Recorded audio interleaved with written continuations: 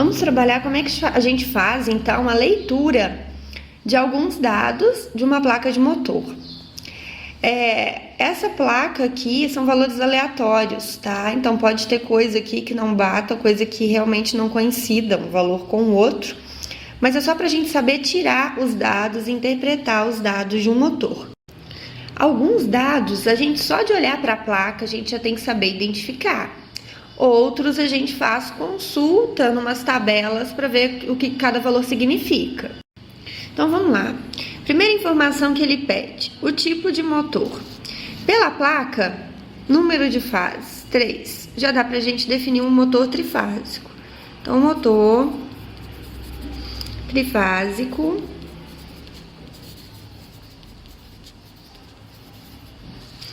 Outra coisa, vamos encontrar o tipo de motor por aquelas características que a gente acabou de ver. Quantos valores de tensão que o motor tem? O motor só tem um valor de tensão, tá? Então, ele não pode ser estrela triângulo. Ele vai se encaixar ou em Dalander ou em MDS. Quantidade de rotações? 2 rotações. Continua encaixando nesses dois tipos. Só que já dá pra gente perceber que a primeira, ela é a metade da segunda, a baixa é metade da alta. Então, essa característica já se enquadra no motor Dalander. Então, ele é um motor trifásico assíncrono Dalander.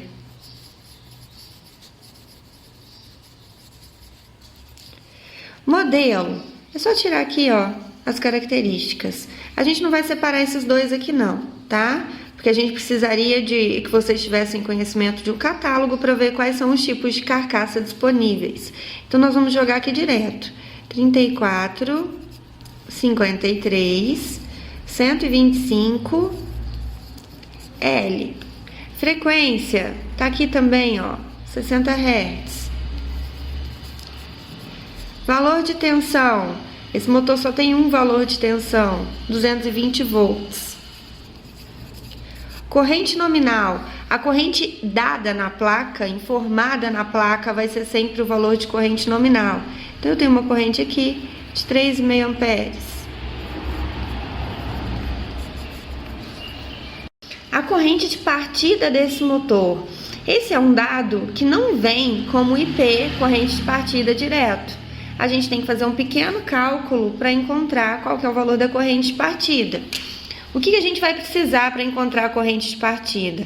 A corrente nominal, que a gente já tem, e esse valor aqui, ó, de IP sobre N. IP sobre N significa quantas vezes a corrente de partida é maior que a corrente nominal. Então, na hora da partida, essa corrente ela cresce 6,5 vezes. Então, é fácil. A gente vai pegar aqui a corrente nominal e multiplicar pelo IP sobre N. A corrente nominal a gente já viu que é 3,5. O IP sobre N tá aqui, é 6,5. 3,5 vezes 6,5, 22,75 amperes. Então, a minha corrente de pico, vou colocar aqui que é igual a corrente de pico. Então, a minha corrente, na hora da partida, no instante da partida desse motor, ela pode chegar a 22,75 amperes de corrente de pico. Já alertem para uma coisa, quando a gente estiver falando de corrente de pico, o I tem que ser maiúsculo e o P tem que ser minúsculo. A gente vai ver daqui a pouco que se a gente coloca o P maiúsculo, ele já significa outra coisa. Grau de proteção, já entra agora. Grau de proteção é esse daqui, ó, o IP, ou índice de proteção.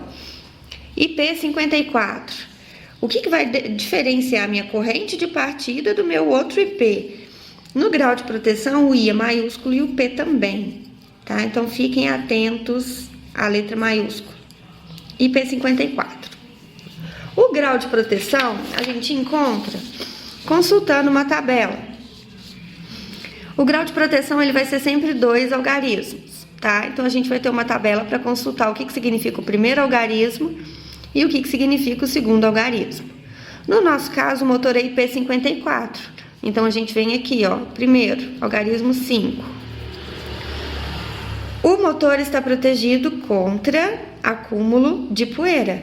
Então, a gente volta aqui na folha e coloca que o 5 é proteção contra acúmulo de poeira.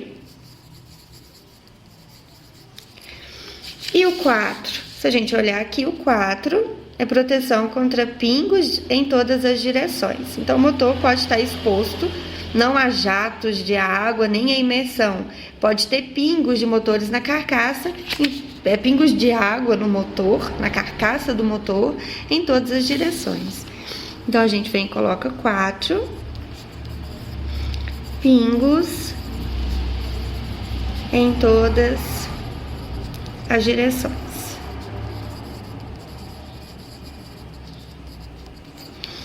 Mais característica, categoria. Se a gente subir lá na plaquinha, vamos encontrar aqui a categoria dele. Tá aqui, ó, CAT H. Então, vem, informação de categoria. Minha categoria é H. A categoria também é um valor que a gente precisa consultar em tabela. Então, as principais categorias N, H e D. Categoria H são motores utilizados para carga que exigem um maior torque de partida. Então, ele precisa ter uma força maior na partida. E são motores que sustentam eventuais sobrecargas. E a gente tem alguns exemplos de aplicação também desse tipo de motor. Então, o que interessa para a gente colocar ali de informação? Que o motor ele apresenta um maior torque na partida, maior força na partida.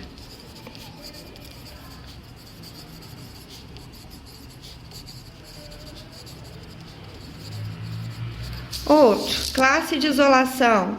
Tá aqui, ó. Classe de isolação ou classe de isolamento, tá? B, também é um valor tabelado. O que interessa na classe de isolamento? Tá aqui, ó, o B. Pra gente descobrir qual que é o máximo de temperatura interna que esse motor pode trabalhar. Então, tá aqui, ó. A temperatura interna máxima desse motor é de 130 graus. Então, a gente coloca classe de isolação, a classe B, suporta até 130 graus Celsius de temperatura interna. A temperatura ambiente, tá? A temperatura que vai estar em volta do motor constantemente. Temperatura ambiente que esse motor aguenta é de 42 graus Celsius. Então, temperatura ambiente, 42 graus Celsius. Fator de serviço. É aqui, ó, o FS. O fator de serviço desse motor é 1,1. O que significa isso? Então, um fator de serviço de 1,1 significa que esse motor ele pode ter até um aumento de até 10% no seu valor de corrente ou potência. O fator de serviço me dá essa margem que pode ser acrescida no valor de corrente ou de potência, e o interessante dele é que não é uma margem temporária. Eu posso colocar um motor trabalhando continuamente com esse acréscimo. Então, se a minha corrente nominal desse motor é de 3,5 amperes, eu posso colocar aqui, ó, 3,5 mais 10%, que vai dar 3,85 amperes. Então, esse motor ele pode chegar até a corrente de 3,85 amperes e trabalhar continuamente com essa corrente que ele não vai sofrer dano nenhum. Tá joia? Sobre as velocidades síncrona, assíncrona, número de polos, nós vamos trabalhar com esses três juntos, tá? Aqui vai precisar de um pouquinho de cálculo pra gente definir.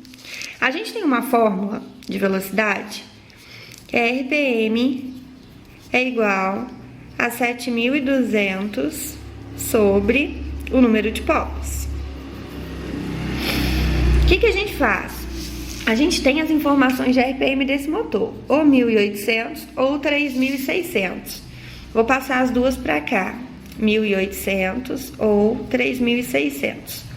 Como que eu faço para descobrir se essas duas RPMs, essas duas velocidades que me foram dadas, se elas são o tipo de velocidade síncrona ou se elas são assíncrona? Primeira coisa, jogo na fórmula. Então, eu vou pegar essa primeira aqui, ó. 1.800 é igual a 7.200 sobre o número de polos. Transfere o número de polos para lá, o 1.800 para cá. Número de polos é igual a 7.200 sobre 1.800. Número de polos é igual a 4. Se eu calculo o número de polos e ele me dá um valor inteiro, significa que a velocidade que eu usei para calculá-lo é um tipo de velocidade síncrona, tá? Então, meu número de polos nesse caso deu inteiro. Se não tivesse dado inteiro, para eu descobrir o número de polos do motor, eu arredondaria o número que tivesse dado para o número par mais próximo, tá? Por exemplo, se tivesse dado 4,2, o par mais próximo para arredondamento inteiro é 4. Então, o motor seria de 4 polos. Então, no meu caso, deu exato. Se deu exato, significa que esses 1.800 são velocidade síncrona, é velocidade do campo magnético e não do eixo, e não do rotor. Então, 1.800 é RPM. São duas velocidades, eu vou deixar uma barra aqui para botar a segunda. E aqui o número de polos é 4. Então, já tem aqui, como são duas velocidades, eu vou encontrar dois valores de número de polos. Vou pegar a segunda velocidade, fazer o mesmo procedimento. 3.600 é igual a 7.200 sobre o número de polos. Número de polos é igual a 7.200 sobre 3.600. Número de polos é igual a 2. Também deu valor inteiro. Significa que esses 3.600 também é uma informação de velocidade síncrona. Então, eu tenho as duas aqui síncronas. Meu número de polos é 2. Meu trabalho, então, vai ser calcular quais são as velocidades assíncronas, qual que é a velocidade do eixo do motor. Para calcular a velocidade assíncrona, eu vou precisar de outra informação, que já está aqui embaixo me pedindo, que é o valor de escorregamento. O que é o escorregamento? Escorregamento é a diferença entre a velocidade síncrona e assíncrona. Então, aqui, se eu olhar na plaquinha, geralmente vem porcentagem, escorregamento. Escorregamento de 4%. Já vou colocar a informação dele aqui, escorregamento de 4%. E vamos calcular qual que seria o escorregamento aqui. Essa velocidade é 1.800. Então, com o escorregamento, 1.800 menos 4%, 1.800 menos 4%, vai dar 1.728 RPM. E a segunda é 3.600. 3.600 menos 4%, 3.456 RPM. Então, quais são as minhas duas velocidades assíncronas? Ou seja, a velocidade do eixo do motor, 1.728 RPM, barra, a maior, 3.456. 3.456 RPM. O rendimento. No caso dessa placa, não tem como a gente calcular, porque eu não tenho qual que é o fator de potência do motor. Mas para cálculo de rendimento, eu uso a fórmula do PE. Potência efetiva em watts é igual a tensão vezes a corrente, vezes o raiz de 3, por ser trifásico, vezes o cosseno φ, que é o fator de potência, vezes esse N torto, que é o rendimento. Valores de rolamento. Eles podem ser iguais ou diferentes. O que vai interessar aqui para eu saber que vocês saibam? LA significa lado do acoplamento. Então, se eu tiver um motorzinho aqui, ó,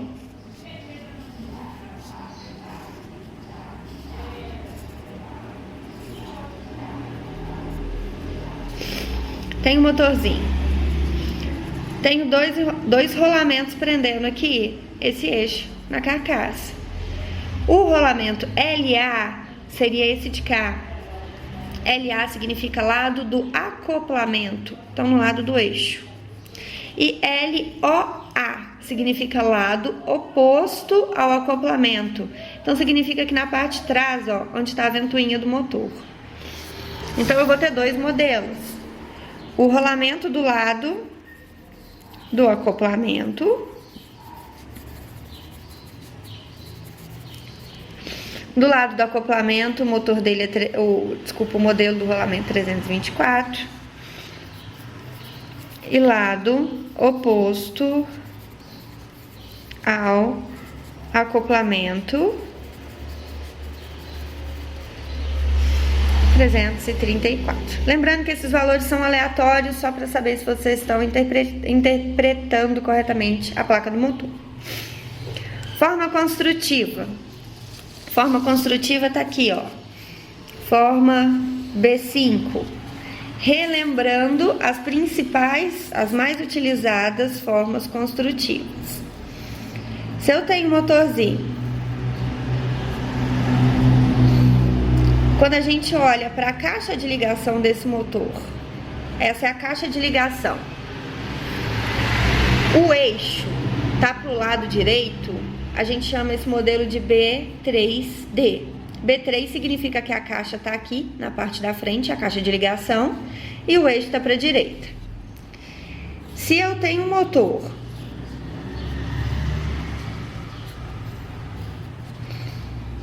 que eu olho para a caixa de ligação e o meu eixo está para a esquerda, B3E. Agora, se eu olho para o motor, independente de para qual lado, o eixo pode estar para o lado de cá ou o eixo pode estar para o lado de cá, contanto que a minha caixa de ligação esteja em cima, a forma construtiva desse motor é B5. Então, essas são as três principais, as que a gente mais vai trabalhar. Então, falou aqui, ó, a fórmula é B5. Então, faz um esboço. Para não ficar difícil, às vezes, explicar com palavras, faz um esboço aqui, ó, B5, coloca o eixo em qualquer lugar e a caixinha de ligação do motor para cima. Regime de serviço. Regime de serviço tá aqui, ó, regime S2. Também é um valor tabelado. Então, a gente tem aqui, de acordo com a norma, o que significa o regime S2. Significa que esse motor ele pode funcionar em regime de tempo limitado. Ele foi fabricado para isso. Então, regime de serviço S2, tempo limitado. Com relação à potência. Potência em cavalo. Eu tenho aqui, ó, potência. Dois valores de potência e aqui estão as unidades de medida. Então, significa que eu tenho 2,5 cavalo ou então 1840 watts. Então, a minha potência em cavalo, 2,5 CV, ou a minha potência em watts, 1840 watts. Lembrando que se eu tiver só a potência em CV e precisar da potência em watts, 1 cavalo é igual a 736 watts. E a última informação aqui é o fechamento. Tá? Esse exemplo aqui é só de um motor da Lander. Então, a gente vai parar essa placa por aqui, essa busca de informações na placa por aqui, e a gente vai ver agora quais são os tipos de fechamento dos principais motores elétricos trifásicos.